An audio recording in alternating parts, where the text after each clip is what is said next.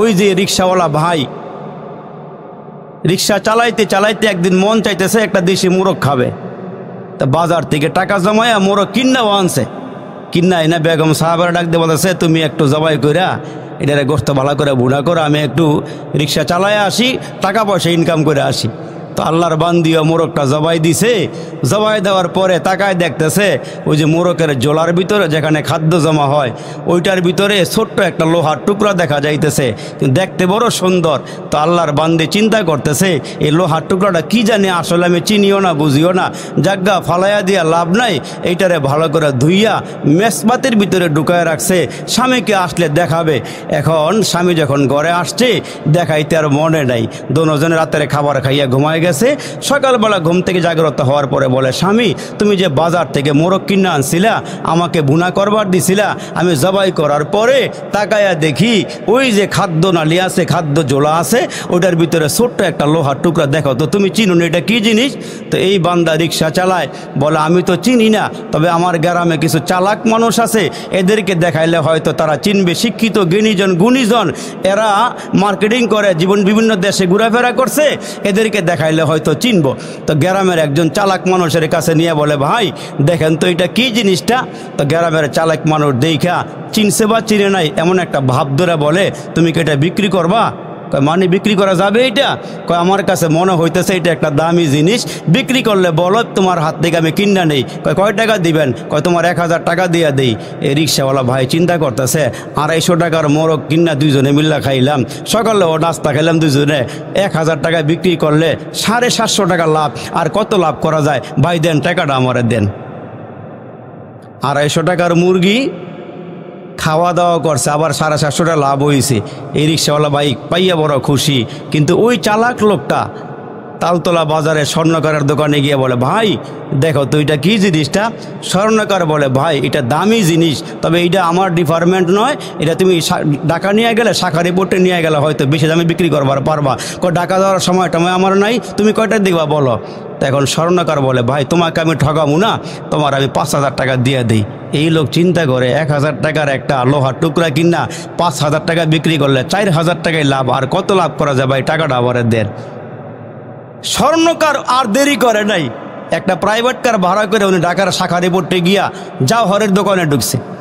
জাওহারের দোকানে ঢুকার পরে জাওহারি লোহার টুকরা হাতে নিয়া যখন কুষ্টি পাথর দিয়ে ঘষা দিছে, তাকায় দেখে 1 নম্বর হীরাখণ্ড। জোরে মারহাবা কোন, এটা কি? হীরা, হীরা, হীরাখণ্ড, হীরা। এই হীরা যখন পোষা দিছে, আল্লাহু আকবার, তাকায় দেখে বড় দামি জিনিস। ভাই বিক্রি করবা? হ্যাঁ বিক্রি করার জন্য আনছি। তোমার ঠকামো না, আমি নিজেও ঠকুম না, এটার দাম হলো 50,000 টাকা। কত কত দাম বাড়ছে না কমছে? এটা বাংলা কবি কইছে, চিনল যারা কিনল তারা, চিনে নাই যারা কিনে নাই তারা। চিনল যারা কিনল তারা, চিনে নাই যারা কিনে নাই তারা। রসুল চিনবে যারা, আল্লাহ পাবে তারা। আল্লাহ পাবে যারা, পরকালের জান্নাত পাবে তারা। আমরা আমাদের দাম বুঝি না, অথচ আল্লাহ পাকের রসুল বলেন আসমানের মধ্যে একটা খুঁটিও নাই, কিন্তু সারা বিশ্বের যত মুসলমান আছে ওই মুসলমান হলো আসমানের খুঁটি। যেই কয়দিন মুসলমান জমিনে থাকবে, লা তাকুমুস সাআ হাত্তা ইউকালা ফিল আরদি আল্লাহ আল্লাহ, যতদিন পর্যন্ত একজন মুসলমান জমিনে থাকবে, আসমানের জায়গায় আসমান থাকবে, জমিনের জায়গায় জমিন থাকবে। আসমান টিকায় রাখছে আল্লাহ পাক মুমিনের কারণে। জোরে কোন সুবহানাল্লাহ।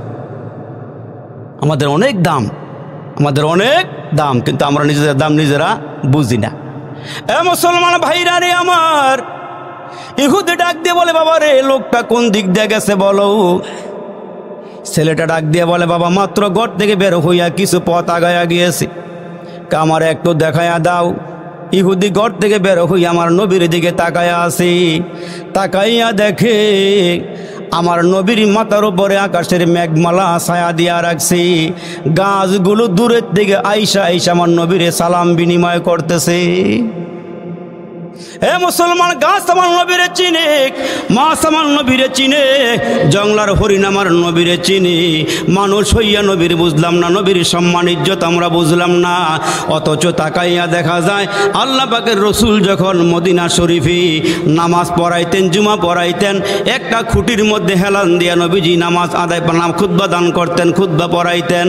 কিন্তু যখন মিম্বর হয়ে গেল, মিম্বর হয়ে যাওয়ার পর ওই খেজুরের লাঠিটা পিছনে রাইখা নবীজি মিম্বরের উপরে দাঁড়াইয়া খুতবা দিচ্ছেন। হঠাৎ করে আল্লাহ নবীর কানে একটা আওয়াজ আসছে, কে জানি কান্না করতেছি। সাহাবীদেরকে রসুল ডাক দিয়া বলেন, সাহাবীরা রে, চতুর্দিকে খেয়াল করিয়া দেখো কে কাঁদে, কার কার কাছ থেকে কান্নার আওয়াজ আসে। সাহাবীরা খুঁজিয়া দেখলো কান্নার কোনো আওয়াজ পাইতেছে না। সাহাবীরা তালাশ করিয়া দেখলো কান্নার কোনো আওয়াজ নাই। আমার নবী ডাক দিয়ে বলেন, তোমরা কি পাও না কোথায় থেকে কান্নার আওয়াজ আসে? সাহাবীরা ডাক দিয়ে, নবী গো, কোথায় থেকে কান্নার আওয়াজ আসে আমরা পাই না, খুঁজি আওয়াজ কোথায় থেকে আসি। আমার নবী তাকায়া দেখি নবীজির পিছনে যে একটা খুঁটি রাখা আছে, ওই খুঁটিটা মানুষের মতো হাউমাউ করে কান্না শুরু করা দিছে। এই লাঠিকে উস্তুনে হান্নানা বলা হয়।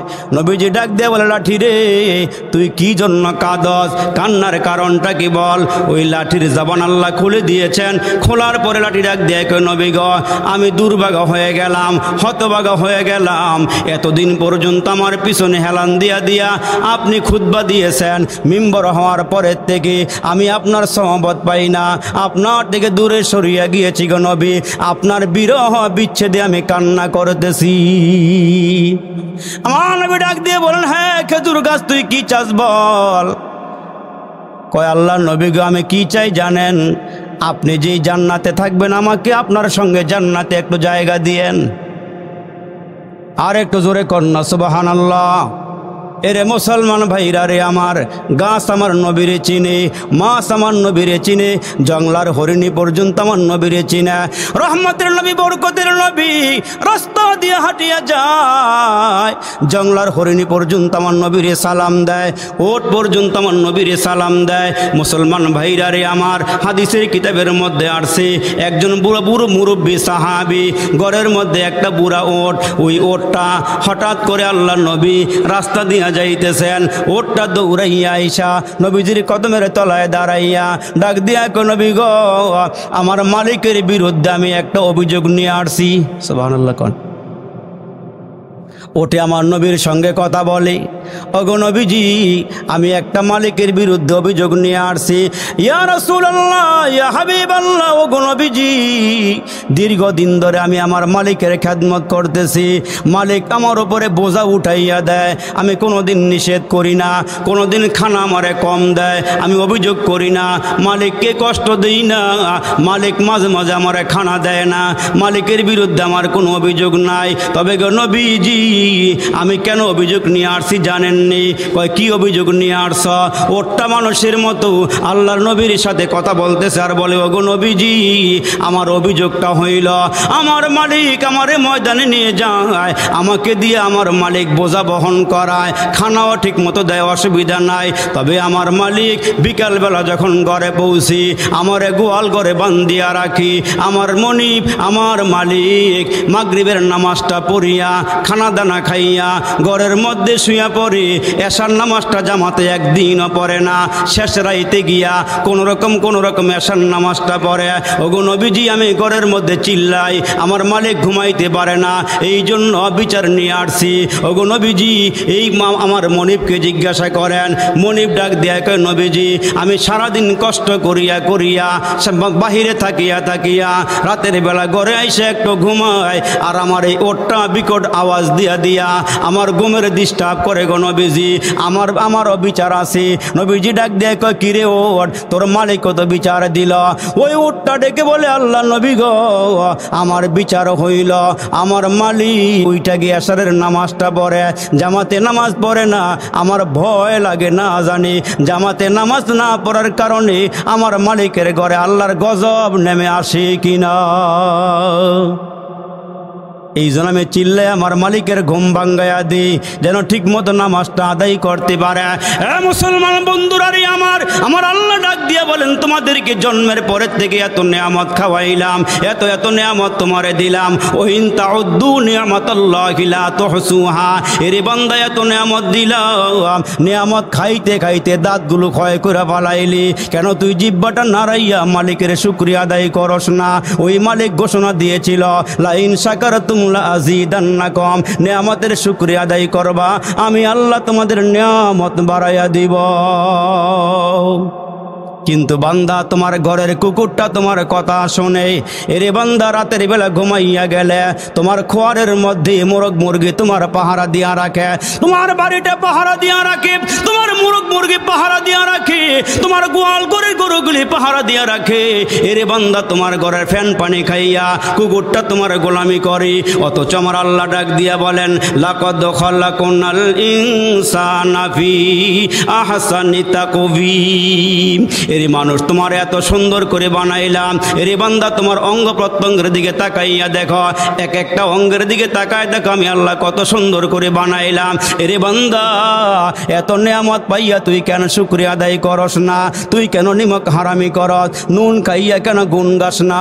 ওই মালিক ডাক দেখ, বান্দা আমি 5 বেলা মুয়াজ্জিন দিয়ে আজান দেওয়াইলাম, 5 বেলা মুয়াজ্জিন দিয়ে ডাক দেওয়াইলাম, হাইয়া আলাস সালাহ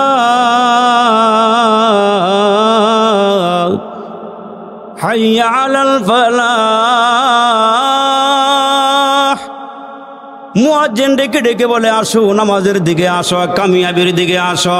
তোমাদেরকে 70 বছর পর্যন্ত ডাকা হলো, 60 বছর পর্যন্ত ডাকা হলো, তুমি তো আল্লাহর ঘরে আসলা না, আল্লাহর কুদরতি বায়ে সেজদা দিলা না। আমার আল্লাহ ডাক দিয়া বলেন, মুয়াজ্জিনের আজানটা শুনিয়া তোমরা আমার ঘরে আসো নাই, কিন্তু শুনিয়া রাখো যেই দিন তোমারে ফেরেশতারা ধরবে, খুযুহু ফাগুল্লুহু, যেদিন তোমারে শিকলাবদ্ধ করা হবে, হাতের মধ্যে হ্যান্ডকাপ লাগানো হবে, পায়ের মধ্যে বেড়ি লাগানো হবে, ওই মুহূর্তে তুমি চিৎকার দিয়া দিয়া বলবা, আল্লাহ আমার একটু সাহায্য করো। তুমি কানতে কানতে বান্দা চোখের পানি শেষ করে ফেলাইবা। চোখের পানি শেষ হওয়ার পরে বান্দা তোমার চোখ দিয়ে অনর্গল রক্তগুলো বের হবে। আল্লাহ বলেন, তোমরা ডাকতে ডাকতে ডাকতে ডাকতে হয়রান পেরেশান হয়ে গেল, আমি ওই দিন তোমার ডাকে সাড়া দিব না। কেন জানো? দুনিয়ার মধ্যে মুয়াজ্জিনের ডাকে সাড়া দিয়া তুমি আমার ঘরে যাও নাই। এজন্য আল্লাহ ডাক দিয়ে বলেন, আমি হলাম কারিম রব। ইয়া আইয়ুহাল ইনসানু মা গররাকা বিরাব্বিকাল কারীম। ওই কারিম রব ডেকে ডেকে বলে, বান্দা তুই আমার কাছে চোখ চাস নাই, না চাওয়ার আগে আগে তোরে চোখ দিলাম। এরে বান্দা তুই তো আমার কাছে হাত চাস নাই, না চাওয়ার আগে আগে তোমার হাত দিয়ে দিলাম। এরে বান্দা তুই তো আমার নিকটে জবান চাস নাই, এরে বান্দা তুই না চাওয়ার আগে আগে আমি আল্লাহ জবান দিয়ে দিলাম। মায়ের গর্ভের থেকে দুনিয়াতে আইসা তুই হাউমাউ করিয়া কাঁদস, আল্লাহ মায়ের পেটে ছিলাম, খানা পাইতাম, খানা খাইতাম, এখন জমিনে চলে আসছি, আব্বা চিনি না, মা চিনি না, কে খানা খাওয়াবি, কে আমারে আদর করবি, কে আমারে সোহাগ দিবি? আমার আল্লাহ ডাক দেখ, বাচ্চারে কান্নার কোনো কারণ নাই, চিন্তার কোনো কারণ নাই। আমি আল্লাহ তোর মায়ের পেটে তোরে খানা খাওয়াইছি, জমিনে আসার পরে তোরে খানা খাওয়া লাগবি, আমি আল্লাহ এটাও জানি। এরে বান্দা তুই আসার আগে আগে তোর মুখের মধ্যে দাঁত ছিল না, তুই শক্ত খাবার খেতে পারবি না, এই জন্য আমি আল্লাহ তুই জমিনে আসার আগে আগে আমি আল্লাহ তোর মায়ের বুকে আমি তোর জন্য খানা রিজার্ভ করে রেখে দিয়েছি। যখন তুমি ছোট্ট ছিলা, দাঁত ছিল না মুখে, তরল খাবার দিলেন আল্লাহ তোমার মায়ের বুকে। যখন তুমি ছোট্ট ছিলা, দাঁত ছিল না মুখে, তরল খাবার দিলেন আল্লাহ তোমার মায়ের বুকে। সেই আল্লাহ রে ভুইল না রে, জীবন যাকার থাক, আল্লাহ রে ডাক রে বান্দা, আল্লাহ রে ডাক। জোরে কন্যা মারহাবা। ওই মালিক আল্লাহ ডেকে বলে, বান্দা তোর মার থেকে তোরে আমি বেশি মায়া করি, তোর আব্বার থেকে আমি তোরে বেশি মায়া করি, ঠিক কিনা জোরে বলেন? মা এত মায়া কেন করে? মা 10 মাস 10 দিন আমারে পেটে বোঝা বইছে, এজন্য মা মায়া করে। এরই মুসলমান, এমন কোনো মা নাই, এমন কোনো বাবা নাই সন্তানটাকে একটা খালি ঘরের মধ্যে ঢুকাইয়া দরওয়াজা বন্ধ করে দিয়া, জানালাগুলো বন্ধ করে দিয়া, বিষাক্ত একটা সাপ ঘরের ভিতরে ঢুকাইয়া বাহির দিয়া তালা মারা দেয়। এমন আব্বা আম্মা কিন্তু দুনিয়ার মধ্যে নাই, কারণ আব্বা আম্মা সন্তানকে মায়া করে বিদায় এই কাজটা করতে পারে না। আমার আল্লাহ ডাক দিয়া কয়, মানুষ তোর আব্বা আম্মার থেকে আমি মাওলা তোরে কোটি কোটি গুণ বেশি মোহাব্বত করি। তুই ঘরের মধ্যে গুনাহ করার পরেও আমি আল্লাহ তোরে পাকড়াও করি না, বাহিরে যাওয়ার সুযোগ দিয়া দেই। আবার যখন বাহিরে গিয়া গুনাহ করো, এরে বান্দা অসম্মানই করি না, আবার ঘরের মধ্যে সম্মানের সঙ্গে পৌঁছাইয়া দে। আমি আল্লাহ হলাম সেই রব, আমি আল্লাহ তোরে বলি না তুই আমারে ভুলিয়া গেল, আমি আল্লাহ তোরে বলি না তুই জমিনে আমারে স্মরণ করলে, আমি আল্লাহ আসমানে তোরে স্মরণ করি। এরে মুসলমান বন্ধুরা রে আমার, ইহুদির সন্তান ইহুদি লইয়া বের হয়ে গিয়া বলে, মুহাম্মদের দিকে নজর দিলাম, তাকায়া দেখি মুহাম্মদ যাইতেছে, আর মুহাম্মদকে আকাশের মেঘমালা ছায়া দিয়া নিয়ে যায়। ইহুদির সামনে গিয়া দাঁড়ায়া বলে, আপনার পরিচয়টা বলেন। আমার নাম হচ্ছে মুহাম্মদ, বাবার নাম হচ্ছে আব্দুল্লাহ, দাদার নাম হচ্ছে আব্দুল মুত্তালিব। কয়, তাইলে মনে হয় আপনি শেষ নবী। আর একটু জোরে বলেন। কারণ হইল তাওরাতের পাতায় পাতায় আপনার নাম, সুবহানাল্লাহ কোন, ইনজিলের পাতায় পাতায় আপনার নাম, জাবুরের পাতায় পাতায় আপনার নাম, কোরআন শরীফের মধ্যে আমার নবীর মাথার থেকে নিয়ে পা পর্যন্ত এ টু জেড সব কিছুই আছে। সুবহানাল্লাহ কোন, আওয়াজ দিয়ে বলেন সুবহানাল্লাহ। তাওরাতের পাতায় পাতায় আমার নবীর নাম। ইহুদির আমার নবীর সঙ্গে দুশ্মনী করে, বেয়াদবি করে। একজন তাওরাতের হাফেজ তাওরাতরা খুলিয়া খুলিয়া পড়তে শুরু করে দিল। হঠাৎ করে তাকায় দেখে, রে বাবা, একটা জায়গার মধ্যে মুহাম্মাদের নাম। সুবহানাল্লাহ কোন, কার নাম? মুহাম্মাদুর রাসূলুল্লাহ সাল্লাল্লাহু আলাইহি ওয়াসাল্লাম। তাকবীর মে কলমা মে নমাজু মে আযা মে, तकबीर में कलमा में नमाजू में अज़ा में है नाम अल्लाही से मिला नाम मोहम्मद। फरमाते हैं आदम के मुझे खुल्द तोरी में लिखा हुआ तो बाप मिला नाम मोहम्मद। জীবনের চাইতে বেশি ভালোবাসি যারে, জীবনের চাইতে বেশি ভালোবাসি যারে, একবারও দেখি নাই তারে। জানি না আমার ভালোবাসায় আছে কি ভুল, একবার হলেও দেখা দাও হে প্রিয় রাসূল। সর্বোচ্চ শিখরে তিনি নিজ মহিমায় কাটিল তিমির রাশি, যার রূপের আভায় চরিত্র মাধুরিতার অতি মনোরম। আল্লাহু আকবার, জোরে বলেন। তাওরাতের পৃষ্ঠার মধ্যে পাতার মধ্যে আমার নবীর নাম। ওই তাওরাতের হাফেজ মুহাম্মদ নবীর নামটা দেখা একেবারে গরমাক্ত হয়ে গিয়েছে, তেলে বাগুনে জ্বলে উঠছে। তাওরাত কিতাব হযরতে মূসা আলাইহিস সালামের ওপরে নাজিল হয়েছে, এখানে মুহাম্মদের নাম কেন আসবে? মুসলমান নবীর নামের সঙ্গে দুশ্মনী কইরা এখানে একটু খেয়াল করিয়া শোনেন, কেমন একটা নাম নির্বাচন করেছেন আমার আল্লাহ আমার নবীর জন্য, মুহাম্মদ। দেখেন, ঈসার নাম নিবেন ঈসা, দুই ঠোঁট মিলে না। মূসা, মুসলমান মিলে না। ইব্রাহিম, দুই ঠোঁট মিলে না। ও মুসলমান আরও অন্যান্য পয়গম্বর, ইয়াকুব বলেন, ইব্রাহিম বলেন, ইসমাইল বলেন, মূসা বলেন, ঈসা বলেন। অথচ আমার আল্লাহ ডাক দেয়া কয়, মানুষ মুহাম্মদের নাম নিবা, ভক্তি সহকারে চুমা দিয়া নিবা, কারণ মুহাম্মদ। জোরে কন্যা সুবহানাল্লাহ। মুহাম্মদ, চুমা দিয়া নবীর নামটা নেওয়া লাগে মুহাম্মদ। কি সুন্দর একটা নাম আল্লাহ মুহাম্মদকে দিয়েছে। যুবক কলিজার টুকরা বন্ধুরা রে, তাওরাতের পৃষ্ঠার দিকে নবীর নামটা কর্তন করে ফেলেছে। কাইটা তাওরাত কিতাবটা বন্ধ কইরা তাকের মধ্যে রাইখা চলে গেছি। আজকে এক পৃষ্ঠার মধ্যে মুহাম্মাদের নাম পেয়েছে, কাইটা ফালাইয়া দিয়েছে। পরের দিন আইসা আবার তাওরাতরা খুলিয়া দেখে যেই জায়গা থেকে নবীর নাম কেটেছে এক জায়গা থেকে নবীর নাম কাটা। আজকে তাকায়া দেখে দুই জায়গার মধ্যে আমার নবীর নাম উঠে আসে। আল্লাহু আকবার, আল্লাহু আকবার। এক জায়গা থেকে তাওরাতের হাফেজ নাম কাটছে মুহাম্মাদের, পরের দিন আইসা দেখে দুই জায়গার মধ্যে আমার নবীর নাম। তারপরেও দুই জায়গা থেকে নবীর নামটা কাটছে। কত বড় দুশ্মন নবীর নামের সঙ্গে, দুই জায়গা থেকে নাম কেটে ফেলে দিয়েছে। পরের দিন তাকায় দেখে চার জায়গার মধ্যে আমার নবীর নাম। সুবহানাল্লাহ জোরে বলেন আওয়াজ করে। চার জায়গার থেকে নবীর নাম কাটছে। পরের দিন আইসা দেখে আট জায়গার মধ্যে আমার নবীর নাম। আটটা জায়গার থেকে নবীর নাম কেটে দিয়েছে। পরের দিন তাকায় দেখে 16 জায়গার মধ্যে নাম। সুবহানাল্লাহ জোরে বলেন। তাওরাতরা বন্ধ করে দুইজনেই বন্ধু হাফেজ, তাওরাতের হাফেজ। তা এক বন্ধু নামগুলো কাইটা ওই বন্ধুর বাড়িতে গিয়ে দেখে আজকে বন্ধু তাওরাত পড়ার কথা, বন্ধু তাওরাত পড়ে না, বন্ধু কোরআন শরীফ পড়তেছে। আর একটু জোরে বলেন সুবহানাল্লাহ। তাওরাতের হাফেজে কোরআন খুইলা কোরআন পড়তেছে। বন্ধু গিয়া বলে আশ্চর্য ব্যাপার, দুইজনে একসঙ্গে তাওরাতের হাফেজ হইলাম, তুমি এখন তাওরাত বাদ দিয়ে এখন কোরআন শরীফ পড়ো। কয় তুমি কি জানো না কি হয়েছে? কয় না জানি না। কয়েকদিন আগে না মুহাম্মাদের কালমা পড়ে মুসলমান হয়ে গেছি। আর একটু জোরে বলেন সুবহানাল্লাহ। কয়েকদিন আগে মুহাম্মাদের কালমা পড়ে মুসলমান হয়ে গেছি।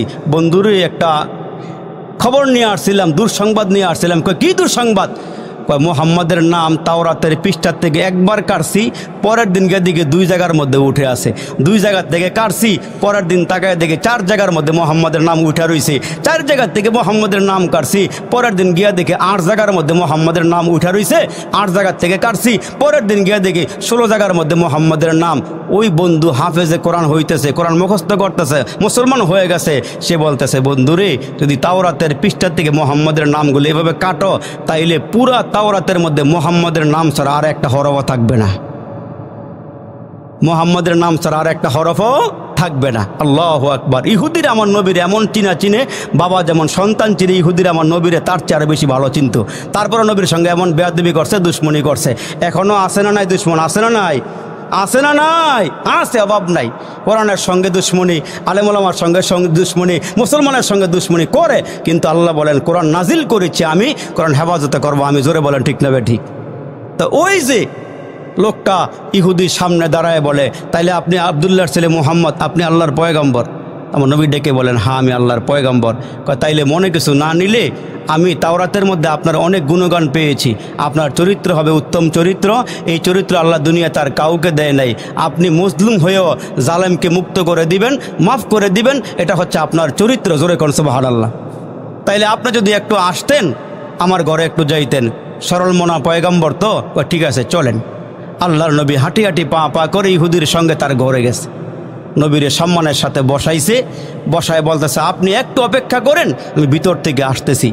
ভিতরে যাইয়া পুরো এলাকায় ঘুরা যতগুলো পুরুষ পাইছিল সবগুলো পুরুষ একসঙ্গে কইরা বলে, আমার ঘরে একজন মেহমান আসছে, দামি মেহমান, বরকতি মেহমান। আমি আমার চোখ দিয়া যা দেখেছি তোমরা তা দেখো নাই। মোহাম্মদ আমার একটা গাঁটটি এনে দিছে, কোনো বিনিময় নেয় নাই। আর আমার ছেলে বলতেছে আমি মোহাম্মদের সঙ্গে হাঁটতেছি আর দেখতেছি মোহাম্মদ যখন রাস্তা দিয়ে হাইটা যায়, আকাশের মেঘ বলা মোহাম্মদের ছায়া দান করে, গাছগুলো দূরের থেকে উইঠা আইসা আমার এই মোহাম্মদ নবীরে সালাম করে। আর নবীর পায়ের তলার মধ্যে কঙ্কুরি পড়লে এগুলো মোমের মতো নরম হয়ে যায়, খালি জায়গার মধ্যে পা রাখলে সবুজ ঘাস হয়ে যায়। এটা আল্লাহর পয়গম্বর ছাড়া কোনো কিছুই হতে পারে না। চলো তোমরা আমার সাথে আসো। ওই পুরা কাফেলা নিয়ে নবীজির সামনে এসে বলে, মোহাম্মদ তোমার আব্বাম্মা আমার আব্বাম্মা তোমার কুরবান হোক, তুমি এই মুহূর্তে আমাদের প্রত্যেককে কালমা পড়ে মুসলমান বানায় দাও। এই জন্য আল্লাহ ডাক দেয়, হুজুর ওগো নবীজি, আপনাকে আমি দুইটা জিনিস দিয়েছিলাম। এক নাম্বার হলো 30 পারা কোরআন দিছি, আর 2 নম্বরে আপনাকে আমি একটা উত্তম চরিত্র দান করেছি। এই জন্য আল্লাহ রসুল যখন মক্কা শরীফে জন্ম নিলেন, জন্ম নেওয়ার পরে যখন ছোট থেকে আস্তে আস্তে বড় হইতেছেন, 40 বছর একদিন পূর্ণ হওয়ার পরে আল্লাহ তাআলা বিশ্বনবীকে ডাক দিয়ে হেরা গুহার মধ্যে নিয়ে যখন কোরআন দিলেন, তো আল্লাহ জানাই দিলেন, নবী আপনার দায়িত্ব কি? ইয়াতলু আলাইহিম আয়াতিহি, আপনি কাফেরদের সামনে দাঁড়ায়া কোনো কথা বলবেন করবেন না, এদেরকে কিছুই বলবেন না, শুধুমাত্র কেবলমাত্র দাঁড়ায়া দাঁড়ায়া কোরআন তেলাওয়াত করবেন। তো নবী যখন কোরআন তেলাওয়াত করে, আর নবীর কণ্ঠের মধ্যে আল্লাহ এমন একটা মজা দিয়েছিলেন, এমন চমকদার শান ছিল আল্লাহ পাকের রসুলের কোরআন তেলাওয়াতের মধ্যে, যত দূর থেকে মানুষ কোরআন তেলাওয়াত শুনছে, নবীজির সামনে না আইসা কেউ পারে নাই। আর একটু জোরে বলেন সুবহানাল্লাহ, আল্লাহু আকবার। কোরআন তেলাওয়াতের এত মজা ছিল, এত স্বাদ ছিল, নবীজির কাছে না আইসা পারে নাই। তো আসলে পরে দেখা গেছে আব্বা যখন আসে ছেলে মেয়ে রাইখা কালমা পরে মুসলমান হয়ে যায়, ছেলে যখন আসে আব্বা আম্মা রাইখা সন্তান কালমা পরে মুসলমান হয়ে যায়। ইতিহাস তো আমরা জানি, ওই কাফের বেদিনরা মোহাম্মদের পিছনে লাগছে, প্রথম গিয়ে লোভ দেখাইছিল যে মোহাম্মদকে লোভ দেখাইয়া দেখো মোহাম্মদ এই কাজ থেকে সরে আসে কিনা। তখন মোহাম্মদের কাছে গিয়ে বলে, মোহাম্মদ তুমি কি চাও? নেতৃত্ব চাও? তাহলে তোমাকে নেতৃত্ব দিয়ে দেই। আর কি চাও? তুমি কি মক্কা নগরীর ক্ষমতা নিতে চাও? দিয়ে দেই। ধন সম্পদ নিতে চাও? এইটাও দিয়ে দিব, অসুবিধা নাই। সুন্দরী মেয়েকে বিয়ে করতে চাও? এইটাও অসুবিধা নাই, দিয়ে দিব। রসুলকে একটার পর একটা লোভ দেখাইতেছে। অথচ আমার নবী দাঁড়ায় বলে, চাচা যা দেওয়া সম্ভব আর যা দেওয়া সম্ভব না, আকাশের সূর্য দেওয়া সম্ভব না, আকাশের চন্দ্র দেওয়া সম্ভব না। তারপরে যদি আপনারা বলেন যে আকাশের সূর্য দিবেন এক হাতে, চন্দ্র দিবেন আরেক হাতে, আর বলবেন যে তুমি কোরআন তেলাওয়াত কইরো না, কালিমার দাওয়াত দিও না, দুনিয়ার সব বিসর্জন দিব, আমি কোরআন তেলাওয়াত করা বন্ধ করব না। আল্লাহ বলে, নবীজি আপনি চালায়া যান, আপনি চালায়া যান। তো রসুল চালাইতেছে, কোরআন পড়তেছে। যখন এইটাও সম্ভব হইল না, তখন এরা রাস্তার মোড়ে মোড়ে দাঁড়ায় বলে, মোহাম্মদ পাগল, মোহাম্মদের কাছে কেউ যাইও না। আর মোহাম্মদ পাগলের যে বড় জাদুকর, মোহাম্মদ যেগুলো বলে এই মোহাম্মদের এগুলো শুইনা আমার দলের লোক চলে যাইতেছে, মোহাম্মদের দল ভারী হইতেছে, এই জাদুকরের কাছে কেউ যাইও না। জায়গায় জায়গায় লোক খাড়া করাইয়া দিছে। চতুর্দিক থেকে যখন মক্কা ওই হজের সময় লোকজন আসতেছে, তখন দেখা গেল কেউ মোহাম্মদের কাছে আসতে দেয় না, কিন্তু যেই আসে খালি হাতে লইয়া যায় কালমা। জোরে কোন সুবহানাল্লাহ। আসে খালি হাতে, যাওয়ার সময় কালমা নিয়ে যায়। আর বলে যারা মোহাম্মদকে পাগল বলে, আসলে এরাই পাগল, মোহাম্মদ আসলে পাগল না। তখন আমার নবী দাঁড়ায় বলতেছেন, তোমরা ভালো করে শুনিয়া রাখো, তোমরা মক্কার যত নেতা আসো, যত রকমের শিক্ষিত জ্ঞানী গুণীজন আসো, আমি একটা চ্যালেঞ্জ করলাম তোমাদের সামনে। কয় কি চ্যালেঞ্জ? কয় পারলে তোমরা আমার কোরআনের মতো একটা কোরআন বানায় নিয়ে আসো, আর যদি না পারো কমস কম ছোট্ট একটা সূরা আছে সূরায়ে কাউসার, ওইটার মতো হইলেও একটা সূরা বানাইয়া তোমরা নিয়ে আসো। এরা এই চ্যালেঞ্জ গ্রহণ করার পরেও, এরা যখন বহু চেষ্টা করার পরে এরা সূরার মতো সূরা বানাইয়া নিয়ে আসতে চেষ্টা করেছিল, কিন্তু মুসলমান একটা সূরা তারা সামনে নিয়ে, এই সূরার উপর অনেক মেহনত করছে কবি সাহিত্যিক জ্ঞানী গুণীজনদের সামনে নিয়ে, এই কোরআনের মতো কোরআন বানাইতে গিয়া শেষ পাড়ার মধ্যে সূরায়ে ফিল, এই সূরায়ে ফিলটা সামনে নিয়ে, এটাকে সামনে নিয়ে, এটাকে ফলো কইরা এরা সূরার মতো সূরা বানাইয়া মুহাম্মদের চ্যালেঞ্জ গ্রহণ কইরা মুহাম্মদ নবীর সামনে গিয়ে দাঁড়াইছে। মুহাম্মদ তোমার চ্যালেঞ্জ আমরা গ্রহণ করেছি, তোমার আল্লাহর কোরআনের সূরার মতো একটা সূরা আমরা বানায় নিয়ে আসছি। রসুল ডাক দিয়ে বলেন, কখনো সম্ভব নয়। আল্লাহ বলেছেন যে আমার কোরআনের মতন কোরআন কেউ বানাইতে পারবে না, আমার কোরআনের সূরার মতো কেউ সূরা বানাইতে পারবে না। সুবহানাল্লাহ বলে। এখন এরা বলে না একটা সূরা বানায় নিয়ে আসছি। কয় কি সূরা বানায় নিয়ে আসছো? কয় আপনার ডাকে শোনেন। এরা পড়তেছে, আলম তারা কাইফা ফাআলা রাব্বুকা বিআসহাবিল ফিল আলম ইয়াজআল কাইদাহুম ফি তাদলিল ওয়া আরসালা আলাইহিম তায়রান আবাবিল তারমিহিম বিহিজারাতিম মিন সিজ্জিল ফাজআলাহুম কাআসফিম মাকুল। আমগো কোরআনের সূরাটা পড়া শেষ করে 11টা লেখা রয়েছে, কামগোটা শোনো। কয় পড়ো। এরা পড়তেছে, আল ফিল মাল ফিল। নাউজুবিল্লাহ, জোরে কর নামাজ দিয়া। এরা সূরা বানাইছে, আল ফিল মাল ফিল ওমা আদরাকা মাল ফিল যামবুন কলিলুন ওয়া খুরতুমুন তাবিল। কয় আল ফিল মাল ফিল, যার অর্থ হলো হাতি। ওমা আদরাকা মাল ফিল, জানো হাতি কি জিনিস? কয় যামবুন কলিলুন ওয়া খুরতুমুন তাবিল, কয় যার লেজ হলো ছোট, সুর হলো লম্বা। নাউজুবিল্লাহ, জোরে কন। অথচ আল্লাহ বলেছেন কোরআনের মতো কোরআন কেউ বানাইতে পারবে না। কিয়ামত পর্যন্ত চ্যালেঞ্জ করে দিলাম, আমার কোরআনের মতন কোরআন বানাইতে পারবে না। তো রসুলকে 1 নম্বর দায়িত্ব দিলেন যে হুজুর আপনি খালি কোরআন শরীফ পড়বেন, এটা আপনার কাজ। তো এখন ওই কাজটা যারা করে, এটা নবীওয়ালা কাজ, ঠিক কিনা জোরে বলেন? এটা কার কাজ? এটা নবীওয়ালা কাজ। এই জন্য প্রত্যেকটা প্রত্যেকটা মানুষকে নবীওয়ালা কাজ করতে হবে, বাল্লিগু আন্নি ওয়ালাউ আয়া। যদি আপনি একটা আয়াতও জানেন, একটা মাসআলাও জানেন, তাহলে অপর ভাইয়ের কাছে পৌঁছায় দেওয়ার দায়িত্ব হচ্ছে আপনার। এই জন্য আল্লাহ তাআলা ডাক দেখে, নবী আপনাকে দুইটা জিনিস দিলাম। 1 নম্বরে 30 পারা কোরআন দিলাম, 2 নম্বরে আপনাকে একটা সুন্দর চরিত্র দিলাম। নবীজি মায়ের খাইয়া গিয়া কইছে, ভাই আপনি কি হাতে ব্যথা পাইছেন? সুবহানাল্লাহ, জোরে কোন। আপনি কি ব্যথা পাইছেন? তাহলে আমারে মাফ করে দিয়েন। নবীজি ফাতেমার ঘরে গিয়ে দাঁড়াইছে, দাঁড়াই গিয়া দেখে ঘরের সবাই খানা খাইতে পারতেছে না, ঘরে কোনো চুলাই জ্বলে না। ওই সময়ে একটা খেজুর দুজনে ভাগ করে খায়, 2টা খেজুর 3 জনে ভাগ করে খায়। তো ফাতেমার ঘরের দরওয়াজার সামনে রসুল যখন দাঁড়াইছে, আওয়াজ দিচ্ছে, ঘরের ভিতর থেকে আওয়াজ দিচ্ছে ফাতেমা। নবীজি ফাতেমারে খুব বেশি ভালোবাসতেন, ছোট্ট মেয়ে তো। আর এই ছোট্ট মেয়েটা বলছিল, মা যখন দুনিয়া থেকে বিদায় হওয়ার সময় হয়েছে, মা খাদিজা তখন কাছে গিয়ে বলছিল, মা টেনশন করার কোনো দরকার নাই, তুমি দুনিয়ার থেকে বিদায় হয়ে যাওয়ার পরে আমার বাবাকে দেখে রাখার দায়িত্ব আমি নিজে নিয়ে নিলাম। সুবহানাল্লাহ, জোরে বলেন। নবীজি মেয়েটারে বেশি ভালোবাসে। তা নবীজি গিয়া দরওয়াজা আওয়াজ দিলেন, মা ঘরে কে আসো? আমি বাবা ঘরে আসি, কিন্তু আপনি বাবা হয়ে ঘরে ঢুকবেন, আমার পরনে আপনার সামনে আসার মতন জামা আমার পরনে নাই। নবীজির মেয়ে ওই ঘরটার মধ্যে মুসলমান ভালো সোফা নাই, বড় ভালো আলমিরা নাই, ভালো খাট নাই, কিন্তু ঘরটা জান্নাতি পরিবেশ দিয়ে ভরপুর। সুবহানাল্লাহ বলেন। বলে, বাবা ঘরে আইসেন না, আপনার সামনে আসার মতন জামা আমার পরনে নাই। বাবা তো নিজের গায়ে চাদর ছিল, ফিকা দিয়েছে, মা এটা পরো, এটা পরো মা, আমি আসতেছি। পড়ছে, ঘরের ভিতরে ঢুকছে। হাসান হোসেন কাঁদে কেন? আব্বা ক্ষুধা লাগছে বিদায় এরা কাঁদে। তোমার চেহারা এমন কেন? ঘরে কোনো খানা নাই। তো নবীজি বলতেছে, মা ঠিক আছে আমি আসতেছি। আল্লাহ নবী, রহমতের নবী ঘর থেকে বেরো হয়ে গেলেন। ঘর থেকে বের হইয়া রসুলে আরবি একটু সামনে যাওয়ার পরে তাকায় দেখে একজন ইহুদির বাগানে ইহুদি দাঁড়াইয়া আছে। বুড়া মানুষ। নবীজি সামনে গিয়ে বলে, চাচা এই বাগান কার? কয় বাগান আমার। কয় কোনো কাজের লোক লাগবে নি? কয় হ্যাঁ লাগবে। তুমি কি কাজ করতে আসছো? কয় হ্যাঁ।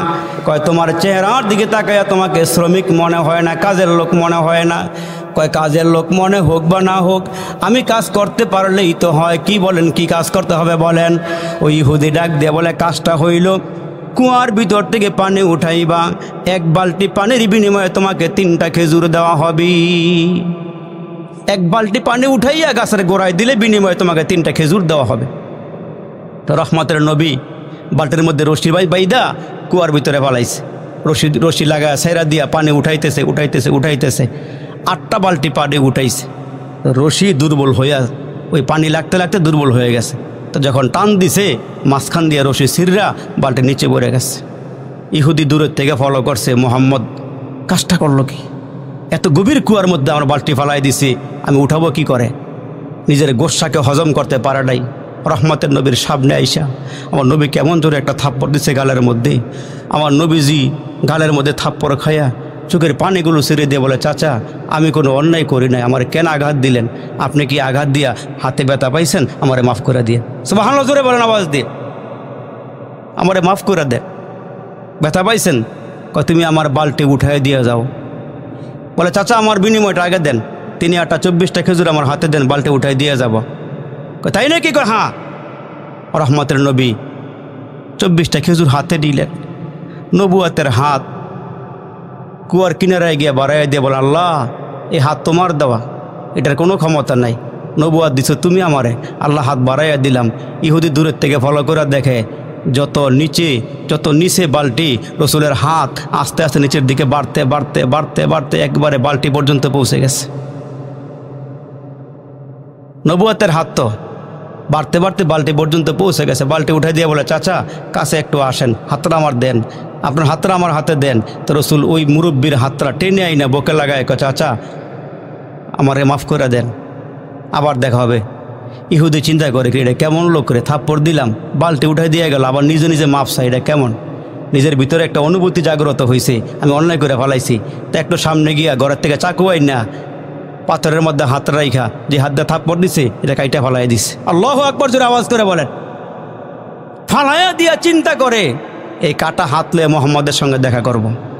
এই কাটা হাত বালতির ভিতরে ব্যাগের ভিতরে ঢুকাইয়া নবীজিরে খুঁজতে গিয়া ফাতেমার ঘরের সামনে পাইছে।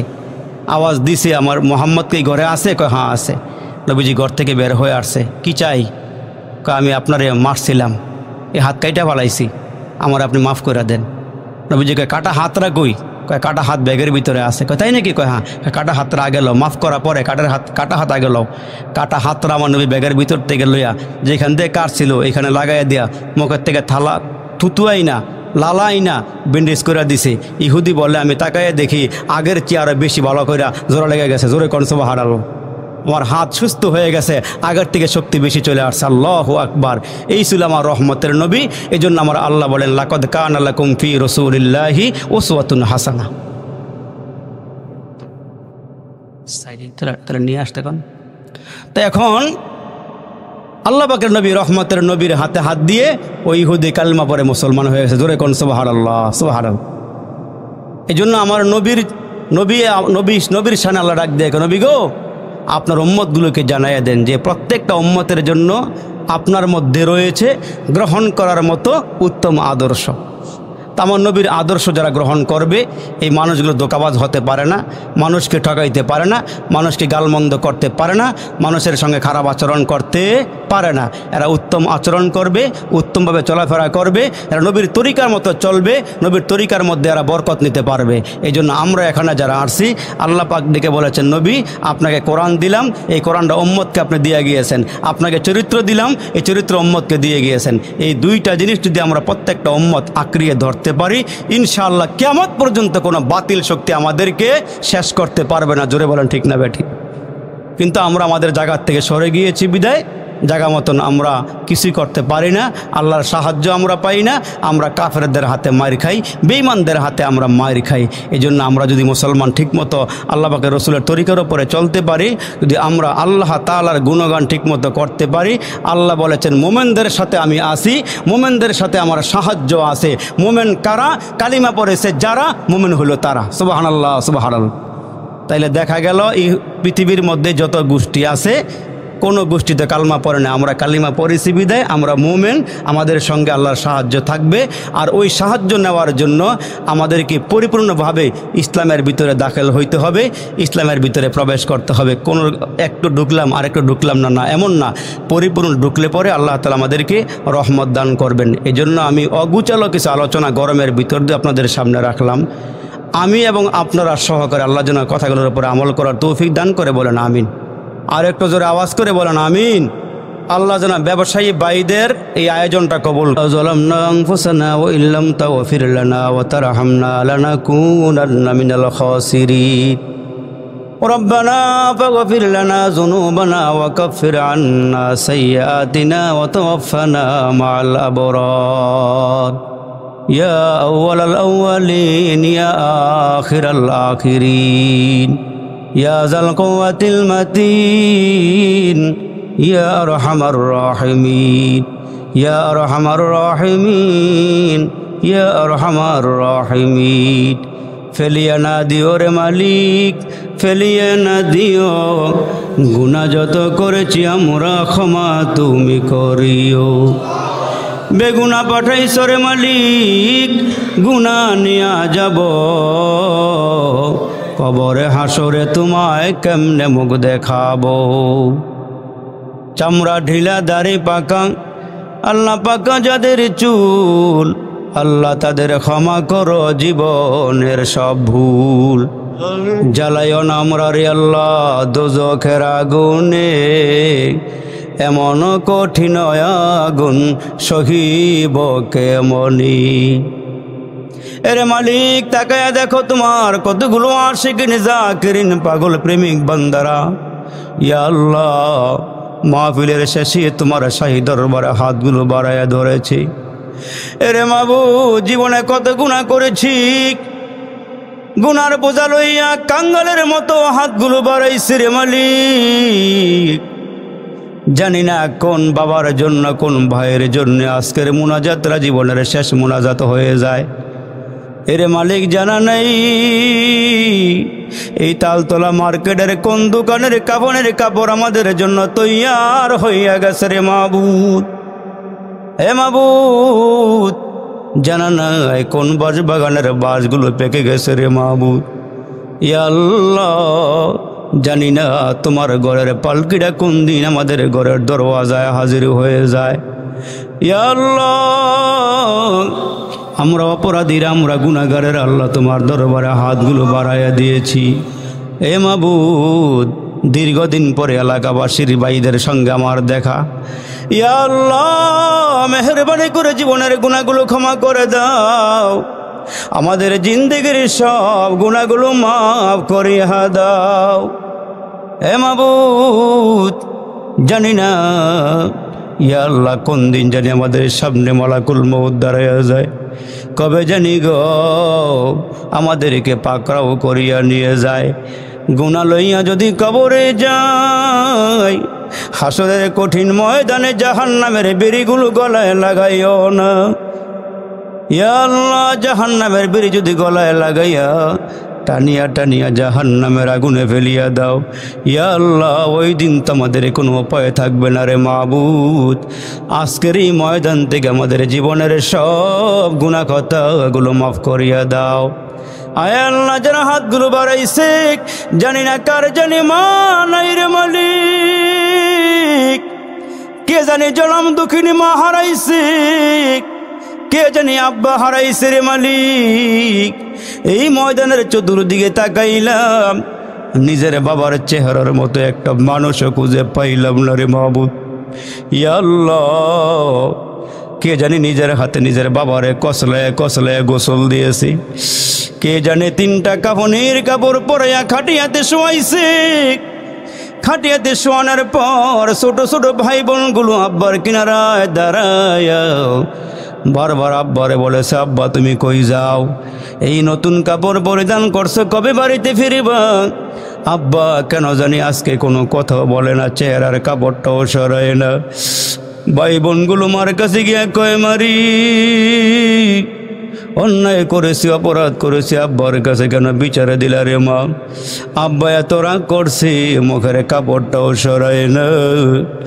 মা ডেকে ডেকে বলে, সন্তান রে, বাবার চেহারাটা জীবনের মতো দেখাল, এই চেহারার মানুষটা কোনোদিন ঘরে ফিরবে না, কোনোদিন টান দিয়া কোলেও নেবে না। এরে বাবা, কে জানি আব্বা হারাইছো রে বন্ধু। আজকের এই ময়দান থেকে যদি আব্বা আম্মার জন্য 1 ফোঁটা 2 ফোঁটা চোখের পানি পালাইতে পারো, এরে বন্ধু, যে আব্বা লেখাপড়া করাইলো, যে মা তোমারে দুধ পান করাইলো, যে আব্বা নিজে না খাইয়া তোমারে খাওয়াইছে, মা পান খাইতে গিয়া গাছের পাতা চিবাইছে, তোমারে টাকা দিয়া দিয়ে আব্বা লেখাপড়া করাইছে, মা লেখাপড়া করাইছে। এই শীতের রাতে মা ভালো চাদর কিনে নাই, মা ভালো কম্বল কিনে নাই, তুমি সন্তানকে মা কম্বল পিজা গোমা পারাইছি, লেপ দিয়া ঘুম পারাইছি। এরে মালিক, কে জানি মা হারাইছে, কে জানি বাবা হারাইছি। এরে বন্ধু, তুমি যদি আজকের ময়দান থেকে আব্বার জন্য 1 ফোঁটা চোখের পানি পালাইতে পারো, মার জন্য 1 ফোঁটা চোখের পানি পালাইতে পারো রে বন্ধু, আমার আল্লাহ তোমার চোখের কোণা থেকে তোমার পানিগুলো নিয়ে জাহান্নামের আগুনে যখন ঢেলে দিবে, জাহান্নামের আগুনগুলো নিভে যাবে। আব্বা আম্মা ডেকে ডেকে বলবে, মালিক কিসের পানি দিলা, যে পানি দিয়ে জাহান্নামের আগুন নিভিয়া গেল?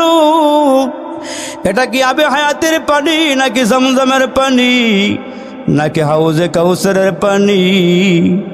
ওই মুহূর্তে মাওলা ডেকে ডেকে বলবে, না, এটা হাউজে কাউসারের পানি নয়, এটা আবে হায়াতের পানি নয়, এটা জমজমের পানিও নয়। ওই তালতলা মার্কেটের মধ্যে ওয়াজ হয়েছিল, ওই ওয়াজের মধ্যে বসিয়া তোমার সন্তান তোমাদের কথা মনে করিয়া চোখের পানি ফেলাইছিল। ওই চোখের পানিগুলো মাওলা পাক নিয়া জাহান্নামের আগুনগুলো নিবাইয়া দিয়েছি।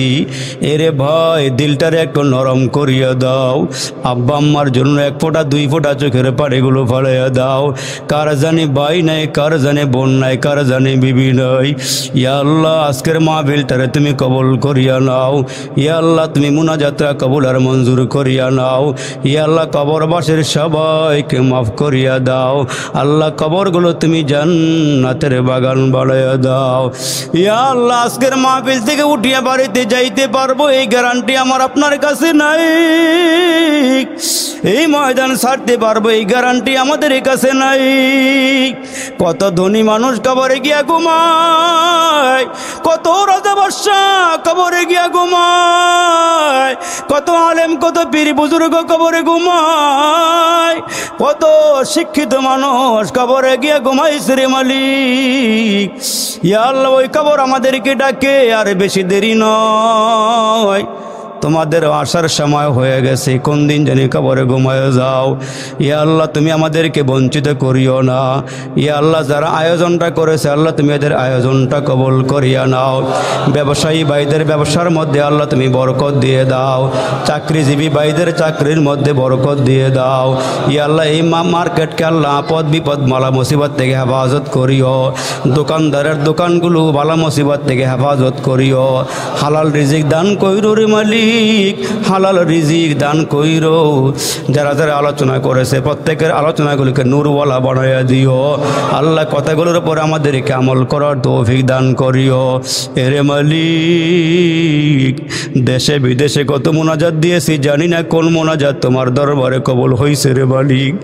ইয়া আল্লাহ আজকে আমার বিশ্বাস তোমার বান্দাগুলো যেমন তোমার ডাক দেয় রে মালিক, আজকের দোয়া মনে হয় তুমি ফেরত দিবা না রে আল্লাহ। মেহেরবানি করে আজকের মুনাজাতরা কবুল করিয়া নাও। ইয়া আল্লাহ আজকের মুনাজাতরা কবুল করিয়া নাও। এই মাহফিল থেকে একজন রে ওলি বানাইয়া দোয়া কবুল করিয়া নাও। ইয়া আল্লাহ একজনকে নেককার বানায় আমাদের প্রত্যেকের মুনাজাতরা কবুল করিয়া নাও। ইয়া আল্লাহ জানতে চাইতেছি আমাদের দোয়া কবুল করছো নি? ইয়া আল্লাহ আমাদের মুনাজাত ফেরত দিও না, কবুল করিয়া নাও।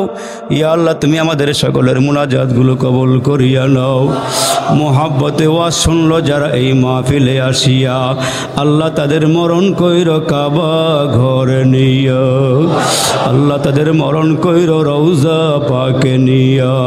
মোহাম্মদ মুস্তফা নবী হাবিব তোমার মোদের দোয়া কবুল করো আল্লাহ উসিলা তাহার। সবাই পড়েন রব্বির হামহুমা কামা রব্বায়ানি সগীরা, রব্বির হামহুমা কামা রব্বায়ানি সগীরা। সুবহানা রাব্বিকা রাব্বিল ইজ্জাতি আম্মা ইয়াসিফুন ওয়া সালামুন আলাল মুরসালিন। আমিন আমিন বিরহমাতিকা।